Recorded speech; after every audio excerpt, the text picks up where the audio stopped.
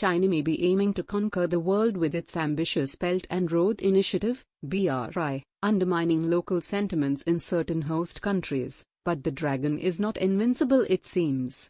Myanmar is one country where citizens are resisting aggressive and intrusive policies Beijing is known for. A global infrastructure strategy, BRI reflects President Xi Jinping's dream of taking China to the numero uno spot in the world. It envisages road, rail, and port projects in 6 economic corridors spread across Southeast Asia, South Asia, Middle East, Africa, and Central and Eastern Europe. No wonder, the communist regime has already incorporated the BRI in the country's constitution as China plans to invest $1.5 trillion in the next decade. According to global financial services group Nomura, more than 80 countries are likely to benefit from the BRI project. At the same time, it will have enormous economic, geopolitical and investment implications for China, Nomura warns. What is then that Myanmar is not happy about? The Southeast Asian nation is not in favor of China having a monopoly in key infrastructure projects in the country. One such example is the Yangon Mega City Project under BRI. In July last year, Naypyidaw had allowed other foreign partners besides China Communication and Construction Company to join the project in order to cut Beijing to size. The Chinese firm was accused of corruption in as many as 10 Asian and African countries where it is undertaking infrastructure development projects, The Economic Times reported. The Yangon Mega City Project is part of the China-Myanmar Economic, CMEC, aimed at connecting China's southwestern Yunnan province with Mandalay, Yangon, and Kyaukphyu in Myanmar.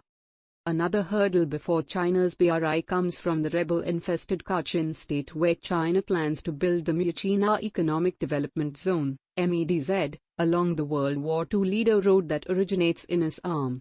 As experts have pointed out, China's ultimate aim may be to bring India under the purview of its BRI. However, the project to be undertaken in collaboration with the Kachin state government is mired in allegations of land grab and lack of transparency, as reported by the Irrawaddy. It said ethnic landowners within the project site expressed concerns over possible land confiscations. Even local politicians feigned ignorance about the details of the project proposed on 4,700 acres of land. The report sounded an alarm over China-backed projects in Myanmar, ahead of Chinese Foreign Minister Wang Yi's visit to the country this month. It has long been the view in Naypyidaw that Myanmar should be pragmatic in dealing with China, and goes on to say that Myanmar should be the one proposing projects to China, rather than the other way around. The editorial minces no words in flagging concerns that the BRI and CMEC projects will give China increased control over Myanmar's wealth along the economic corridor. Such a strategy allows China to exert economic control without ever having to resort to military coercion.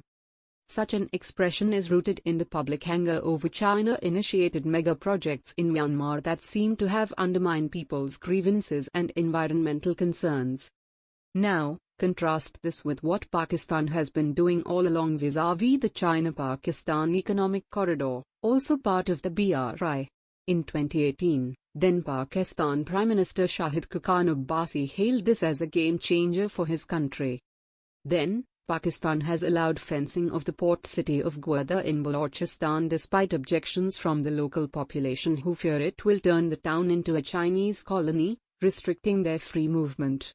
A part of the CMEC, the deep sea port is built and operated by China.